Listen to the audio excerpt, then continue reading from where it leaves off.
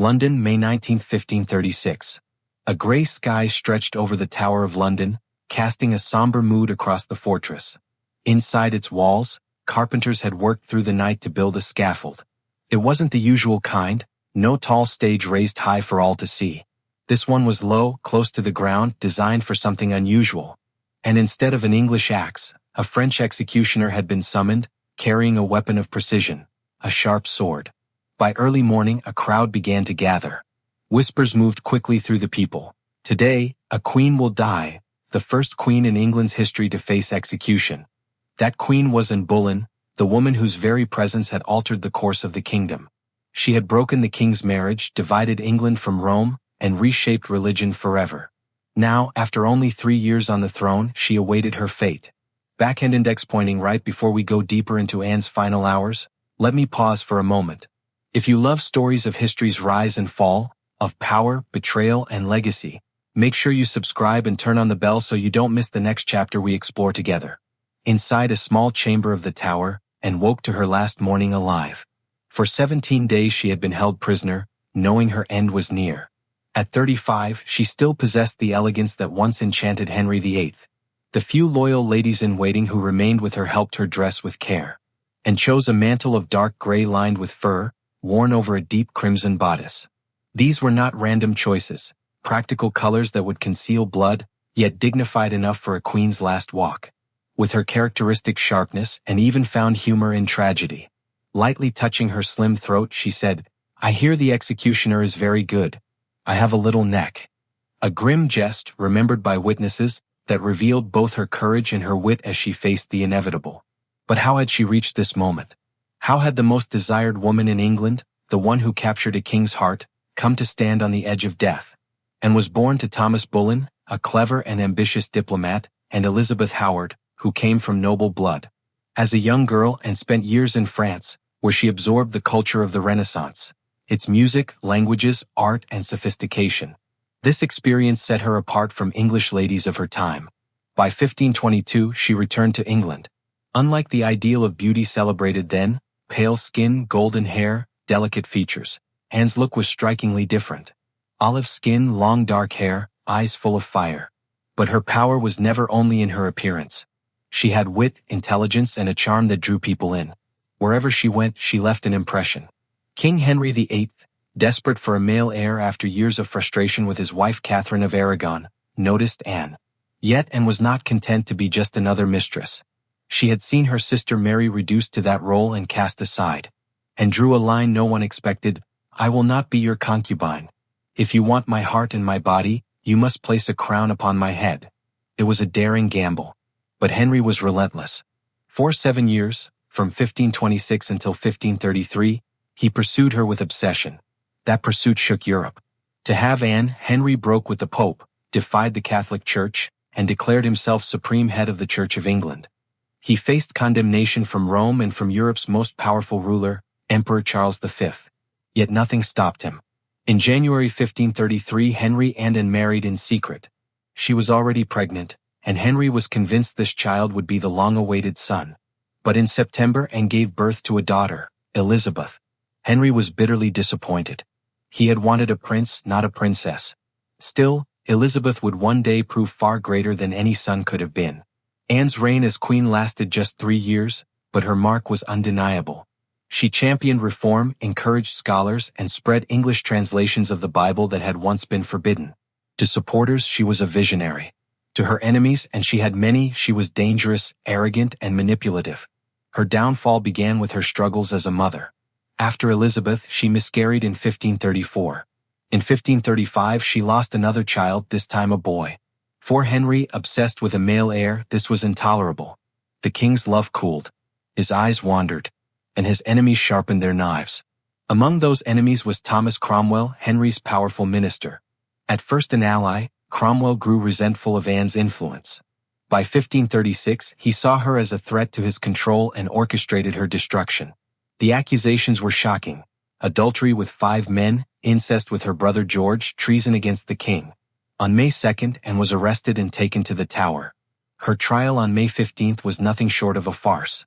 Denied the right to defend herself properly, surrounded by a jury of her enemies, and still spoke with eloquence. Witnesses said she answered so wisely and discreetly that she seemed not a woman but an angel. But it was hopeless. The verdict had been decided before the trial even began, and was declared guilty. The sentence was death by burning. That was the law for women convicted of treason. But Henry, in what he called mercy, commuted the sentence to beheading. He ordered a French executioner, renowned for his skill with the sword, to deliver a quick and clean death. Backhand index pointing right. If you followed this story so far and you find it as gripping as I do, take a moment to like this video. It helps more people discover Anne's tragic tale and supports the channel so I can keep bringing you history's most powerful stories. On the morning of May 19th, Anne was told she would die at noon. It was a cruel twist. She had already steeled herself for an earlier hour. Those extra hours were spent in prayer. She received communion and again whispered, "Lord, have mercy on me." At one point, she swore on the sacred host, "For my salvation, I am clear of the charges for which I am condemned." At last noon came, and gave farewell gifts to her ladies, a prayer book, a handkerchief, small jewels. "Remember me," she said, and how I end. Outside, about 1,000 people had gathered. Smaller than expected, yet the atmosphere was strangely respectful. As Anne appeared in her gray mantle and crimson gown, the crowd fell quiet. Many removed their hats, paying tribute to a queen about to die. She mounted the scaffold with calm, prepared for her final words. On the scaffold, Anne was given the chance to speak. The silence of the crowd was absolute. Many expected anger, a fiery declaration of innocence, or perhaps a bitter condemnation of her enemies. But Anne, with astonishing composure, chose her words carefully. "Good Christian people," she began, "I am come hither to die according to law, and therefore I will speak nothing against it.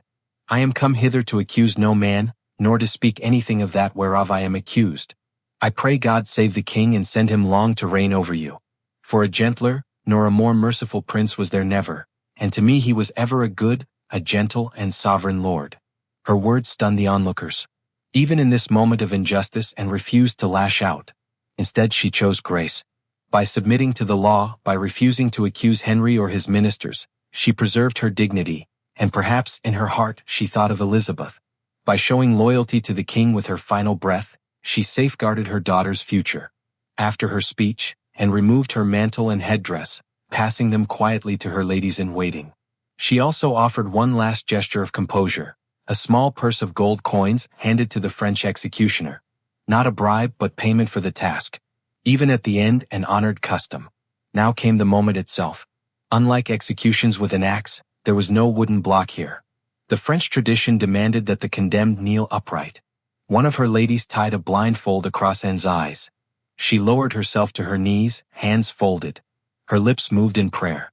"Jesus, receive my soul. Lord God, have pity on my soul." The executioner prepared to do his work. Following his training, he used a merciful trick. "Bring me my sword," he called aloud, though the weapon was already in his hands, and turned her head slightly toward the sound. In that instant, with a single swift strike, the blade cut clean through her neck. The silence that followed was crushing. The crowd gasped as the executioner raised Anne's head by the hair, declaring, "So perish the king's enemies." But instead of cheers, there was only a ripple of uneasy murmurs. The people seemed to understand they had just witnessed more than a routine execution. They had watched the fall of a queen who had once been the center of the kingdom's destiny. At that same moment, cannons roared from the tower, the sound echoing across the Thames. It was the signal Henry awaited. At Whitehall Palace, the king now knew he was free to marry again. By the very next day, he was betrothed to Jane Seymour. 10 days later, they were married. Anne's body was treated with shocking neglect. No coffin had been prepared for her. Instead, her ladies and guards were forced to place her remains in an old arrow chest, her head beside her body. The chest was carried to the chapel of St. Peter ad Vincula within the tower, where she was buried hastily under the stone floor. No tombstone, no ceremony, just anonymity for a queen who had once reigned over England. Henry wasted no time erasing her memory. He ordered Anne's emblems torn down from palaces, her portraits destroyed, her name struck from records. It was a deliberate act of damnatio memoriae, the condemnation of memory. For centuries, this was so effective that no verified portrait of Anne Boleyn survives from her lifetime. But memory cannot be destroyed so easily. Just 23 years after her death, Anne's daughter Elizabeth ascended to the throne.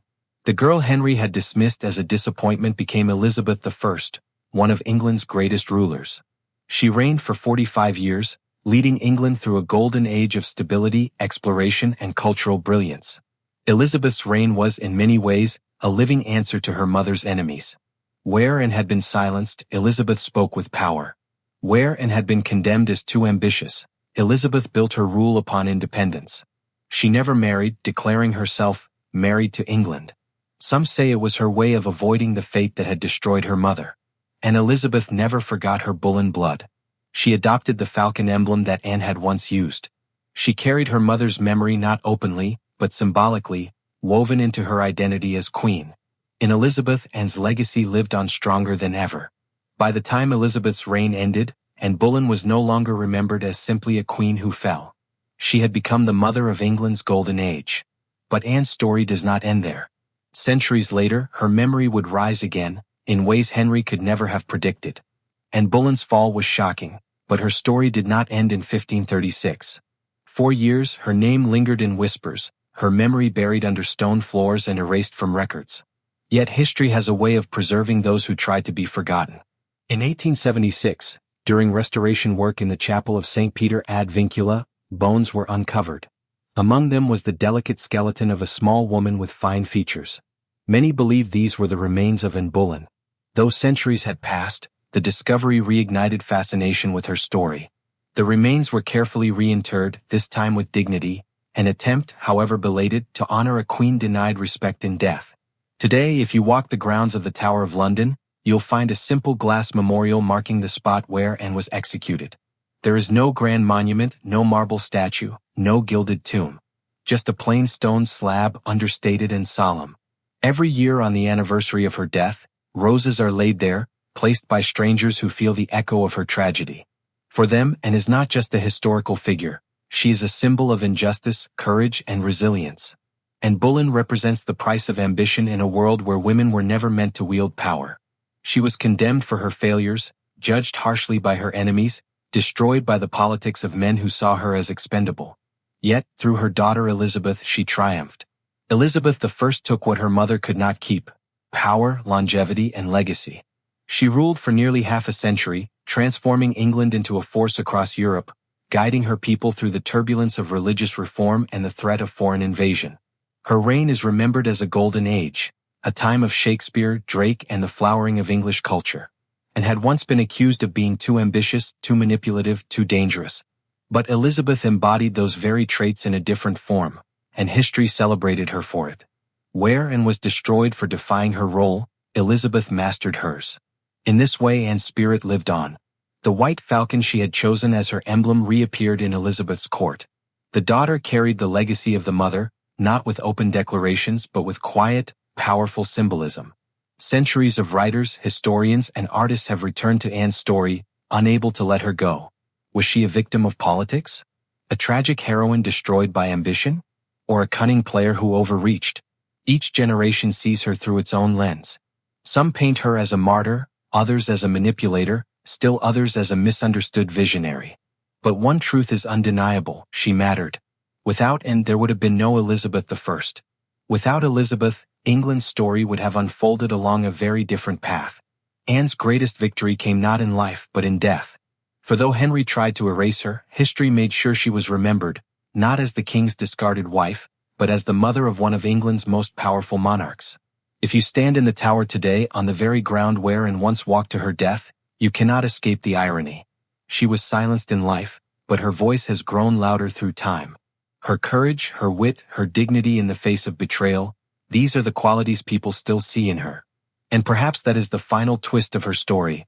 The woman Henry tried to erase has outlived him in memory. His reign is remembered for tyranny and broken marriages.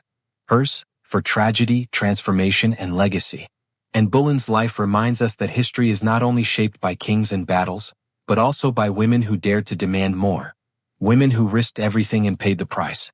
Women whose names survive because their struggles speak across the centuries. On that gray May morning in 1536, Anne Boleyn walked with dignity to her death. But in truth, she was walking into history. Backhand index pointing right. If you've stayed with me through Anne's story, thank you. I'd love to know what you think. Was Anne Boleyn a victim of injustice, or the architect of her own downfall? Share your thoughts in the comments below. And if you want more stories of ambition, betrayal, and legacy that shaped our world, make sure to like this video, subscribe, and turn on notifications, because there are so many more untold chapters of history we'll uncover together.